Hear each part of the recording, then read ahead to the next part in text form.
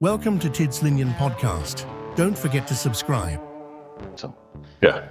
okay. Well, a warm welcome to you, Steven, for joining the podcast in such a short manner. So it's going to be really fun to talk to you and interesting. I've been following you a while now about from politics and geopolitical issues and everything that's going on in the world now, and it's a crazy times we're living in. So Absolutely. Everything's got to be black and white. Everyone expects everything to be this or that, and there's no nuances. And when you go online and you try to talk nuance, you're labeled left or right. You're labeled right or wrong. Extremist or pacifist or leftist or rightist. There's always these blaming immediately, and it's disheartening because my message is one of unity. Yeah. Let's find commonality instead of differences.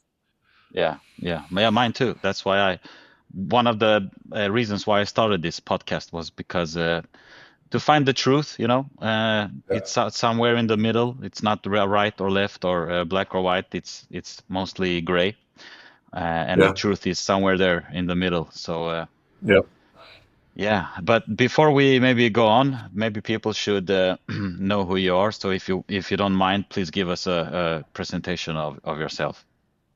Sure. Steven Kuhn, born in America, went to the U.S. military when I was 19, got stationed in Germany, got out and stayed in Germany. I didn't go back to the States, opened up a few businesses and then a few more businesses. And I took over a corporation while I had those businesses, wrote a book, became a bestseller, got my MBA in the UK, and ran those companies, the corporation, and got my MBA and wrote the book all at the same time. So, multitasking is always a talent of mine. And through the years, I've worked for celebrities, politicians, world leaders, royals, not worked for, worked with. A co-founder of a political organization in Germany, which was the Civil Coalition of Germany, which turned into the AfD of Germany, which is now the leading, most popular party in Germany. Still work with them to this day. On an advisory basis. I'm not involved, on the daily operations, but still involved in that. And so through these years, since 2003, I've been in politics in Europe, and then since 2016, included America into that. When I was slated or invited to be, suggested or considered for the Trump transition team in 2016, where that didn't work out for various reasons. And I just did the moderation or the announcements on German TV, international TV, Deutsche Welle, for 16 and 20, the elections and the inauguration. And, I just took it from there, and I've lived in 10 countries, owned and exited over 20 businesses, raised over $3 billion for $3.1 billion for businesses this year alone. So right now I fund companies. So we fund companies that are post-revenue and help them grow and scale and potentially into IPO or a public trade sale. Okay. What an interesting life you've had so far. You've multitasking. That was just that much of it. Yeah, that much. Okay. Yeah. Well, I mean, if like I have a Patreon channel, and I specifically set that Patreon channel up so that I could tell people about what I've done in my life, because it's been super interesting. I mean, I've worked for Mick Jagger, Olivia Newton-John, Andrea Bocelli, European Parliament, Croatian Parliament, German Parliament, German leaders, world leaders, kings and queens, crown princes, all these people that I've worked, advised, helped them with their businesses or helped them with, understanding the nuances in the American politics as opposed to the European politics. And it's something that I just fell into. I never planned it or never had a career in that, but I've gotten a pretty good name for myself, and I have a lot of very, very, very high level sources from where I get my information, which of course I can't, speak about one-on-one, or I can't repeat it as I receive it. I have to find a way to get the information out without divulging information or without, calling people out or all these kind of things. So it's difficult. It's a difficult position to be in because people are like, what are your sources? Prove it. Yeah. And I'm just like, I can't prove it. This is just what I'm hearing right now. For instance, right now, there's some things going on that no one knows about, that's not in the press anywhere. And I found out about it last night, and I just did a video today, and I'm getting all kinds of flack from people. And I talk about perception, that the perception of America right now in the world is changing because of the flip-flopping of of the administration, going from we're helping Ukraine, we're not helping Ukraine. Oh, we're going to help them again. Putin was great. Oh no, he's not great. Oh yes, he's great. And so this back and forth is making all these countries lose faith. And of course, Iran was a thing, and now that's over, but it's not coming back, unfortunately. You'll see what happens here in the next few weeks, if not days. And I touch on these subjects to warn people, like, look, the perception is X, Y, and Z. This is what people are thinking right now. And then I talk about, in order to support that, how do I know that? Well, there's troop movements right now that are happening, massive troop movements on certain borders. And then if you look at the port in Rotterdam, they're ramping up as well. And Rotterdam's the largest port in Europe. And that's where all the military equipment comes in and out. I know that because when I went to Iraq myself, all of our equipment went to Rotterdam to get sent to Saudi Arabia to then get sent to Kuwait and Iraq. So these are all things that I know that I want to pass on, and I'm not making money from this. I'm not getting paid by anybody to do it. Actually, all I have is more headaches and gray hair from doing these videos, if I'm honest. Yeah. But what is? Can you tell us what's going on? Well, there's troop movements that from the Bear, Russia, amassing on a border to the west, and so far there's no reactions. They know what the plan is, although Russia knows what the plan of the West is with NATO and Europe. That's now become, I guess you could say, public knowledge for those who are watching and listening, that NATO is planning a war latest 2030 with Russia, no matter what. And so now he found that out, and so he's posturing right now in a dangerous way.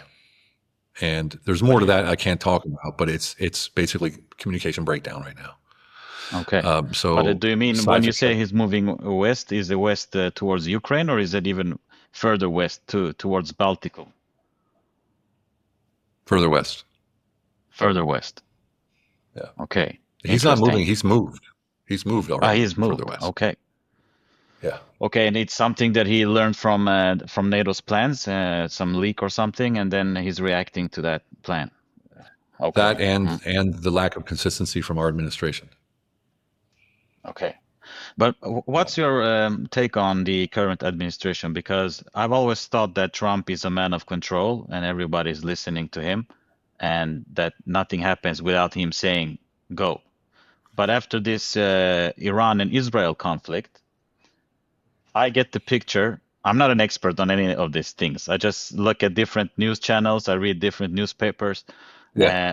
And my take was that they were going to have negotiations, America and Iran. And then Israel bombed Iran before and like ruined the whole thing. Is that like correctly interpreted, or is it? Yeah, similar. Yeah, Okay. similar. Yeah. Yeah. And, what I think of the administration right now, I think Trump's in a heck of a place that he didn't expect to be. And I think he's used to being king, and he's not the king anymore. And if you look at his two top advisors, chief of staff and the head of the CIA, they've both been busted by being involved with Mossad. You had Ratcliffe, the CIA director, passing information directly in the meetings to the Mossad, and Susie Wiles, whatever her name is, Wiles, also got outed for being on the side of, not of our side, but on another side, if it is a side. So he can't even trust his own people anymore. Still can't trust his own people. That was his problem last time in 2016. He had people, all of the never Trumpers and the globalists in there that were sabotaging everything he did. And now they're doing it again. And I don't know, if he can get that under control, but I'm watching what he's going to do with these two people that were obviously working for an external source. And for me, if you're on the president's cabinet and you're working for a foreign source, that's immediate dismissal. But that hasn't happened yet. So I'm curious what's going to happen there and how they're going to justify that. Okay. But what do you think Trump really wants to do? What do you think he really wants the Middle East to become? And who is like really behind stopping him? And I mean, who's the powers behind stopping him? Well, look, he never wanted to go to war in the first place. Hell, 3 weeks ago, right after he bombed Fatah, or whatever it's called, the nuclear facility, the back channel discussion was a $30 billion loan to Iran from Trump was discussing, right? That was the back channel. So he obviously wants peace. He wants to build up a safe and secure region. And if you look at Iran, they've never attacked anybody in their entire history, basically, modern history.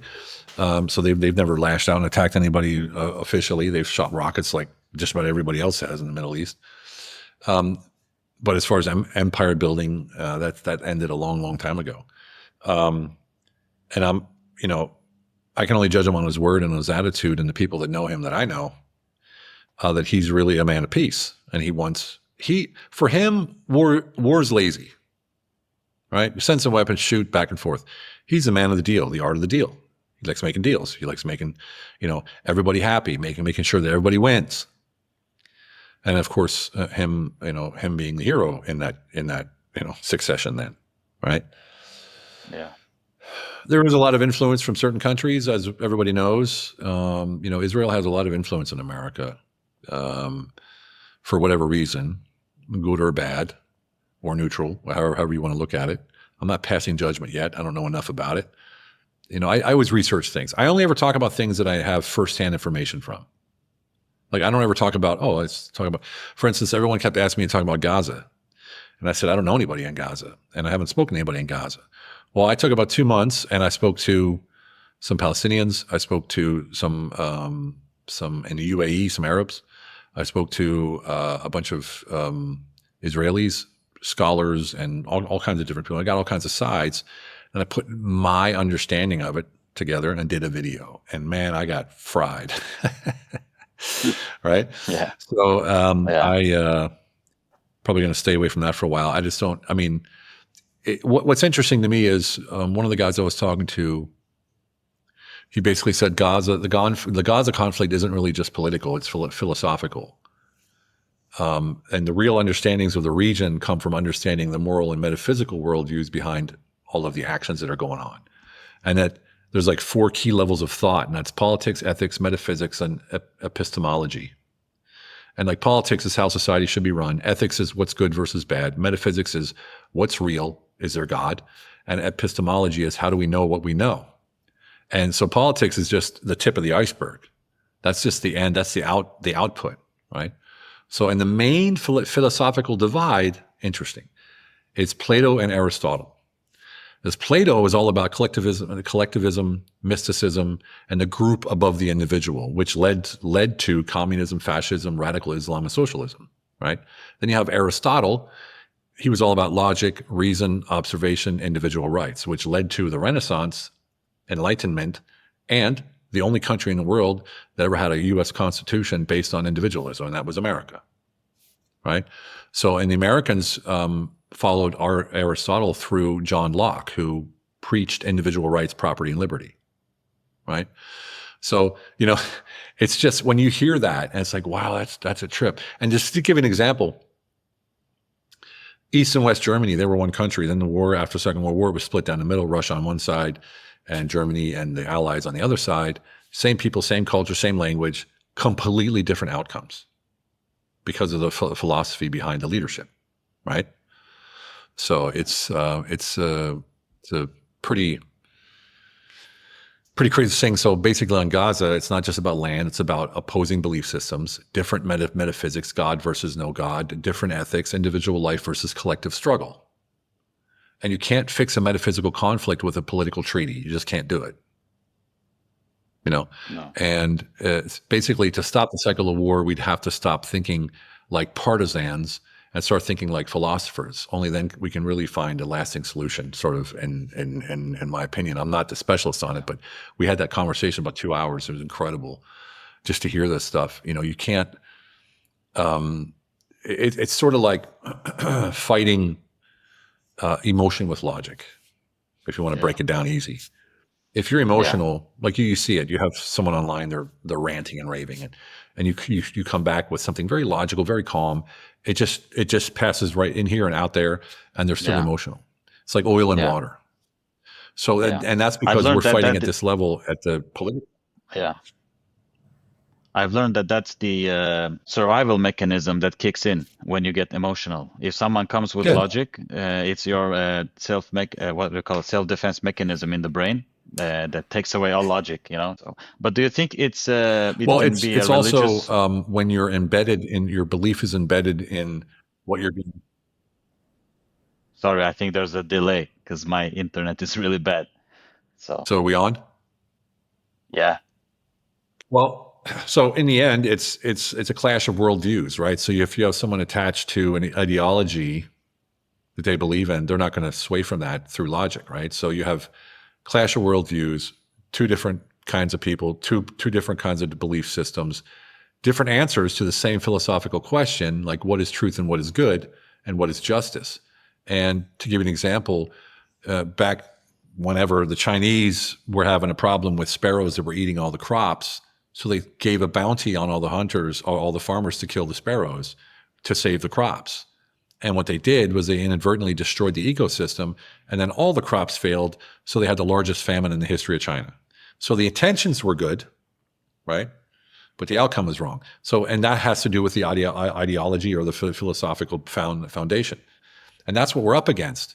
And if we have more of these conversations, then I think we can break through, because if I know that I cannot talk to you logically about what I believe because you don't believe that, right? Yeah. And if you look at just look at Islam, just look at Islam. This life is not important. It's the afterlife that matters, right? This life isn't as important as the afterlife. And in the Western values, it's like this life is everything. I don't even know if there's an afterlife. That alone is like this. Yeah. And I grew up in that difference because I come from a Muslim background. Actually, I have my roots in Turkey, and I was born in Sweden. So I grew up with both of them. So I know how the Western world thinks about that. And at the same time, I hear the religious imams and these scholars saying what you say, that this life is just a test, and this life is not that important. This is just like a transition to heaven, or if you're bad, you go to hell. Yeah. So it sounds good. When you say it's a clash of worlds, maybe that's one of the reasons why we have all these conflicts in the world. Maybe, who knows? Of course, but at the same time, they think they're right, and we think we're right. Yeah. But at the same time, if you go like really way back, because there was a lot of science coming from like the Islamic world way back, and the letters and the Arabic world and all this science, so why would they do all that things if this life doesn't matter? It doesn't make sense either. Well, it's evolved over time, whereas the people that rewrote the Bible and the Quran made it more as a control factor than it was as a spiritual factor. So structured religion is always about control and power. Whereas back when it was started, it was more metaphysical, it was more spiritual, it was more esoteric. And as time went by and they were reiterated the writings, or at least interpreted them in a way and then printed those interpretations. Because you can read different versions of what the Quran means. I read the Quran more than once. So my first wife was Turkish. Okay. And the first thing I did when I met her was I read everything I could read about Muhammad. I went to the library in Berlin, Germany, and I read everything I could read. I read the Quran in German and in English. I know you can only read it originally in Arabic, but I couldn't read Arabic. So I read German and English. And both interpretations that I read, because there's like Cliff Notes or whatever that you can read, interpretations vary depending on who wrote them. Yeah. And so that alone over time changes the attitude of what's believed and what's not believed. And then you can talk to Shiites, you can talk to Sunnis, and they also believe a little bit different. And so all of these things. I think the basic message on all the religions. Yeah, well, what do we do with all this? I lost you again. Yeah. Okay. Am I now back? You're back. Now you're back. Yeah. Okay. Sorry. So if you ask yourself, what do we do with all this? right? Every side just needs to agree on one thing. We can't excuse violence no matter what. We got to agree. Violence is not an answer. Is that correct? I think we can all agree that violence is not an answer. No one wants to lose their daughter or their son or their brother or their sister or their mother or their father. And I say that, but the one person I was talking to said, well, you think that, Stephen, but we don't think that way. What do you mean? And he said, well, do you remember on October 7th when one of the Palestinians went over to Israel and they killed like 7 Jewish settlers or Jewish people at a festival? He called his mom on the phone and said, Mom, I just killed these, 7 Jewish people. And she was like, Allah Akbar, and, like congratulating him. And I'm just like, blows my mind. But he said, you don't understand, Stephen. This is how we've been taught to think. So how do you get past that, right? How do you get past that? And to get past that, I think if we have, okay, everybody, can we agree on one thing? Can we not excuse violence as an answer? Can we just not excuse it? Please. And then next is we just don't pick sides blindly as a Westerner. We shouldn't be picking sides blindly. And we don't boil down centuries of history into one hashtag and say, this is the truth. We got to ask better questions. We got to raise the level of discourse, and we got to stop shouting and start understanding. Because if you understand the philosophical roots and really get into it, you understand the conflict a little better. And once you understand the conflict, you stop being manipulated by all the narratives that are out there that are meant to manipulate you and the public at large. Yeah, sorry, I just had to move because I was disconnected. The last thing I heard was the guy who called his mom and something. Okay. Well, it's recorded on this end, so you should be fine. I mean, in my world, that's not even religion. It's not Islam or Christianity, because the book tells us not to like kill innocent people. So yeah, in my world, exactly. That's not even religion. Yeah. Well, that depends on, like I said, it depends on the interpretation, right? I mean, where you're raised, exactly. what are you surrounded by? It's difficult. It's difficult. And it's difficult for a Westerner to even grasp that concept. Yeah, of course. If we go back a little bit to the geopolitical world, and because America has been like a dominant global power since World War II, since the nuclear bomb. Do you think they still are the dominant global power, or is that position changing slowly now? Well, they have the economic power still. So yeah, they're still the dominant power, in my opinion. Some people say it's Russia, some people say it's China, but I would still beg to differ that it's America, just out of the pure economic, the market. I mean, like if anybody wants to sell anything and make a shit ton of money, they go to America. I don't care if it's online products or whatever it is. That's where you make the most money. That's where the most buying power is. Kaufkraft, as they say in German. That's where the power is. That's where the economic power lies. For now, as long as the dollar is sort of reserve currency, then that sort of helps as well. Yeah. But do you think like China and Russia are even close to becoming at the same level as America, or are they still like? They're not. Well, I don't know. Russia, I don't think so. China, possibly economically, but when you look at it, I think it's something ridiculous. Like 25% of their imports come from America, or exports go to America. If America would ever boycott it, then China would be broke overnight, because only about 20% of their entire country benefits from that. Everything else is all famine and poverty. So their whole country's propped up by our economy, right? So when you know that, you leverage that.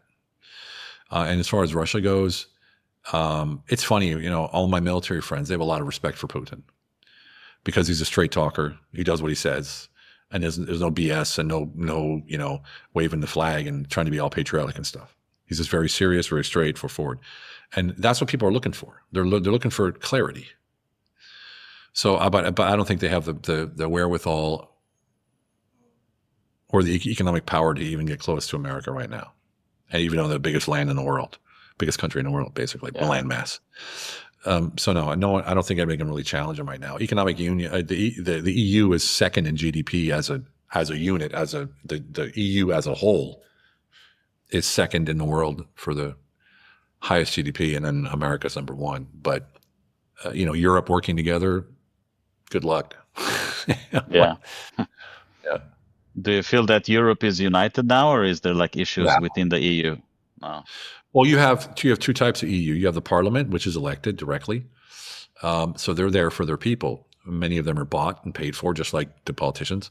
And then, of course, the von der Leyen and all those people, they're all just puppets that are criminals in their own country that were sent to the EU to do what they're told, or they'll get sent back to their country and put in jail like they should be. So it's a farce. It's fake. They're just towing the line and doing what they're told, and they're ruining Europe while they're doing it. Why should they be put in jail? Well, von der Leyen, for instance, she had that defense deal that she was doing that turned out to be fraud. And instead of prosecuting her, they made her the president of the EU. Okay, I didn't know that. And the same thing with the Portuguese prime minister who got sent to the EU as the vice chair, as the vice president of the European Union. He was under investigation and was supposed to go to jail, and then they sent him to the EU as well. So basically, they got dirt on you. They send you to the EU. Do what you say. Do what we say, or we're going to put you in jail, or whatever they do. They leverage it somehow. And the next thing you know, you have two puppets up there saying the most ridiculous things with a straight face, where every person who listens, who has even a bit of common sense, knows what in the heck is she saying? Like, it's just ridiculous. Now you have some EU Parliament members that are fighting back and saying, no, she needs to either vote a no confidence or whatever and just get the heck out of there, because she's just so far. Plus she did that scandal with Pfizer and the SMSs and the money for her husband's company and all this kind of stuff. It was just a big mess. Yeah, they're bought and paid for. They're bought and paid for, fake puppets. Macron's the same way. Macron never had a job in his life. He worked at the bank, but he was only put there in a position, but didn't do anything. All of his colleagues at the bank are like, "How's this guy getting promoted? He doesn't do anything." But who puts them there? Well, if you look at the people who went to the WEF Young Leadership Program, right? Most of them are in leadership positions now. So they get indoctrinated in WEF Young Leaders Program, and then they get put out into the world of politics. And it's a real simple strategy: is get a good-looking person who doesn't look lethal or scary, that talks well, and put him in power. And people will be like, "Oh, wow, look at Macron. He's such a nice guy. My goodness, he's so eloquent and he's so cultured. Oh, look at Justin Trudeau. He's young. He's good-looking. He speaks well. Oh, look at Barack Obama. Look at Kurz from Austria, the youngest prime minister in the history of the world, basically." And good-looking young guy, yes, articulate, college educated. He's got to be good. So it's all of this, like this show, and the substance behind it is not real. But do you think it's the big global corporations who wants them there to do like deals? Because in the end, it's the people usually say follow the money, and That's what's all it all about? Money and power. Yeah. So it's big That's pharma, it, money and power. Because after you have money, there's nothing left but power. So when you have all the money in the world that you want and all the money in the world that you need, you get bored. What do you do then? It's about power and leverage. Yeah. But you see also in different countries now in Europe, there are political parties, like you mentioned, AFD in Germany and Le Pen, I think, in France, that are rising up to this. Do you see like a pattern, or do you think they will be put down easily? Well, they're trying to put them down in Germany. They're trying to make them illegal in Germany. They're doing everything they can to make people quit. They're banning people. Like, for instance, the foreign minister said no AFD parliament member can travel with me when I go on their plane. So they have to book their own tickets and go on a different plane, because he said I'm not going to write. So they're trying everything they can to discredit. Because it's a danger. Because the AFD didn't start that long ago. It's the fastest growing party in the history of Germany. But, and sorry. No, and they had 4 years ago, they were barely noticeable, and now they're the third largest party as far as votes went, and they're the most popular party according to polls right now. And that's because people are fed up. They're fed up. They see through the BS. They see through the facade, the fakeness, the puppet show. They see right through it, and they feel it. They feel it economically. They feel it culturally, big time. But in Sweden, for example, where I'm based and my podcast is based, and where my listeners mostly are, AFD is mentioned as a fascist party, as a extreme right-wing party. Is there any truth in that? No, no, I promise you that. I'm one of the co-organizers, and I'm not right, and I'm definitely not fascist. The reason they do that is they have to discredit it in order. Well, look, Germany, of course, they have that consciousness from before. And anytime anyone steps out of line, you're a Nazi. And that's the thing you don't say to a German, because that's the harshest thing you can say to a German. Then they back down. And this is what they expect to happen here, is they have to discredit the party because it's getting too popular, too powerful, and they're getting too much influence. So what do? They have to label it something where people will be embarrassed to publicly support them, which is why they weren't publicly supported, but still won all of the votes, all these votes. So no, like I said, I know the founders. I know the vice chair well, and the chief strategist. They're all friends of mine. I talk to them on a daily basis. They're anything but fascist. You'd be surprised. You'd be very surprised. Yeah. But what happens is frustration builds up, because when you walk into the parliament as the perceived coalition partner with the third most votes, and they say, no, we're not going to do a coalition with you, and you get your parliamentary workroom, and it's a room the size of a table for 150 people, and you can't fit in your own room, and they're just doing this just to play with you, just to mess with you, to say, look, we have the power and you don't. But the AFD is not quitting. They just keep going. No matter what, they keep going. They find a way every single time. And that power to live, that energy and that creativity to overcome over and over and over every obstacle that's thrown in front of them is actually working in their favor, because people see it more and more and more. It's, man, whatever they do, they're there. They're not leaving. And it's a common sense party too. It's very, very common sense, a lot of things they say. So I can assure you that it's not founded on any right-wing or fascist ideology. Now, are there right-wing idiots that hang on to the AFD and say, hey, look, this is our chance? Always. The farthest right party is always going to have these idiots hanging there. And they give they give it a bad name. But they are by far. Did you know the AFD has more foreign ministers, foreign parliamentary members than any other party in Germany? Did you know that? No. Of course you didn't. Of course you don't know that. No. They have Africans. They got, you name it, they got it. Turkish, African, they have basically every nation in there, as foreigners who are working in the AFD. They have more than any other party, but they're fascist. You know what I mean? Look at the facts. No one looks at facts. Accusations is enough these days. You accuse somebody of something, they have to spend the rest of their life trying to fight it. And you won. But could a German person that is born in Germany and is of the Muslim faith, could he vote for AFD, for example? Yeah, well, yeah, you have Muslims in the AFD. Okay. Because we have a very similar party. I don't know if it's very similar, but we have a party in Sweden that is also considered right-wing, but they speak openly about that they're against Islam and all this stuff. They're against unregulated, illegal mass immigration. That's what they're against. So there's a law in the EU. When you immigrate to America, to Europe, you have to register in the first country that you cross into that's in the European Union. Yeah. Which during 2015, when they all started coming over from Syria, they went right through Greece. Greece is like, go. And then they went through Serbia, which wasn't EU, so they went go. And then they came to Hungary, and I was in Hungary at the time. And Orban said, no, you're not going any further. You have to go back to Greece and register, right? Yeah. That caused a huge problem. I went to the train station in Budapest because I lived there, and there was about 3,000 or 4,000 refugees there. They stuck at the train station. The police were guarding them. They wouldn't let them leave. And I said, let me interview some of these guys from Syria and see what's up. And I couldn't find any. 3,000 people. Finally, I saw CNN, BBC interviewing these three guys. And I said, well, they have to be there, otherwise I wouldn't be interviewing them. So I went up, and sure enough, they were the only Syrians that were there out of like 3,000 or 4,000 people. 2 or 3 women were there, and that was it. They were in the background of the camera, of course, right? So I waited my turn, and I talked to him. I said, hey, what's going on? So, what are you hoping for when you come into Europe? And he said, I have friends that live in Germany, and they make a great life, and I just want to get there and make more money. And I said, where are you coming from? He goes, well, I'm from Syria and my country's in a war right now. I'm like, oh, wow, you're fleeing the war. He's like, oh, no, I've lived in Turkey for 4 years, but I don't make enough money there. So I'm going to Germany, you know?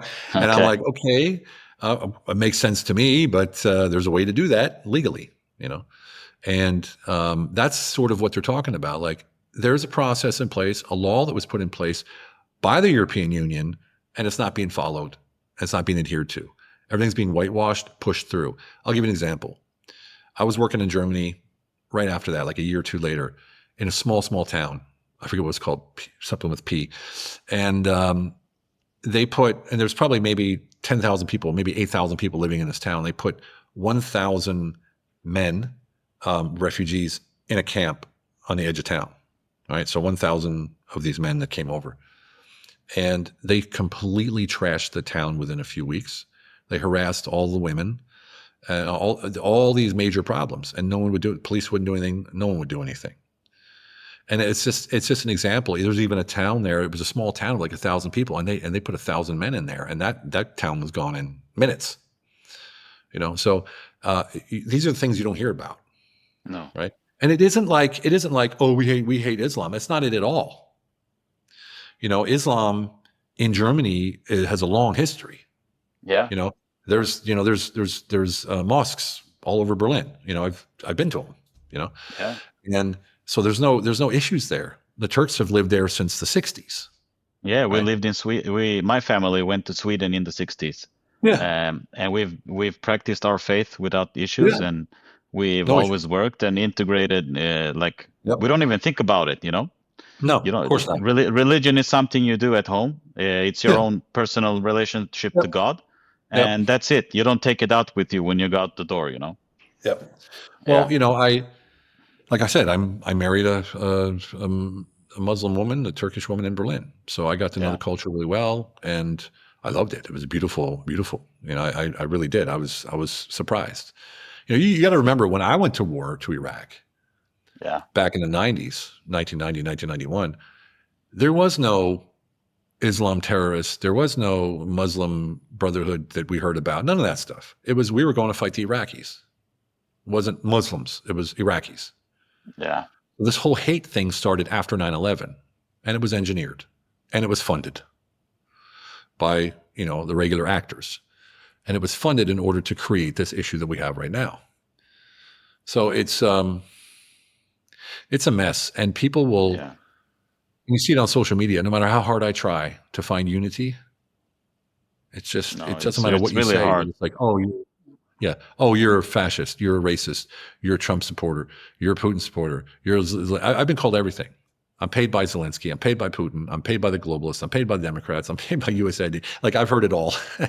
Yeah. You know, it just depends on where you're coming from of how you see me. And it's sad. It really is sad. And I live in Turkey, right, a Muslim country, and I love it. The safest place I've ever lived, where I live, in the city that I live in, the safest place I've ever lived in my life. I've lived in 10 countries. And it's the most family-oriented country that I've ever lived in, by far. Kids are king here. Everyone does everything here for the next generation. The kids are just treated well, great education. It's such a beautiful place to live. Now, people say, oh, Orban, or Erdogan, he's a dictator and all this kind of stuff. Choose your dictator, man. The one that smiles at you and says I'm not a dictator, but is, or the one that doesn't smile and he's a dictator and he admits it. You know what I mean? It's the same thing, right? Yeah. That's the way I see it. Because you go to the West, you have real choices. Hell, you go to Germany and you make a false Facebook post, you're in prison. Go Yeah. to the UK. Good luck with that. There's a law in Yeah. the UK now. Even if I post something, and I'm not even from the UK, if I post something inflammatory about the government, when I fly into the UK to do a speaking gig, I could get arrested. Yeah. Yeah. I mean, It's- even in Sweden, Sweden is pretty freedom of speech at the moment. The freedom of speech is pretty free still, but you can still get canceled and stuff. And it's more of a self-censor culture. So Yeah. if you say certain things, you get kicked out of the elite groups and society, and you become really like, you Outcast. become a black sheep. Yeah. Like an So outcast. but still you can say mostly what you want, If The only things you can't say like still, and that's not the Swedish issue so much, is for example YouTube, which you know as well. If you talk about a certain vaccine, they can take down your channel still. So yeah, yeah, so that's Western freedom of speech. But yeah, exactly. And yeah, that's where it's headed, my man. That's where it's headed. And if people would understand one thing, whenever you start a conflict or you get mad or emotional, you've already lost. yeah, You've already lost. You've already lost because you're falling prey to what they want you to do. They want us divided. That's what identity politics is all about. That's what LGBT is all about. That's what left, right, front, center, fascist, not fascist, Antifa, and right wing and left wing. And that's what it's all about. It's about identity politics to separate us into little groups to compete against each other. yeah. It's the tribal Argue with. mindset. Yeah. I think I think this is now me just guessing. It's not science, but humans have always lived in tribes, so I think it's baked in our brains to like to become tribal and to have a tribe, and you have safety in the tribe.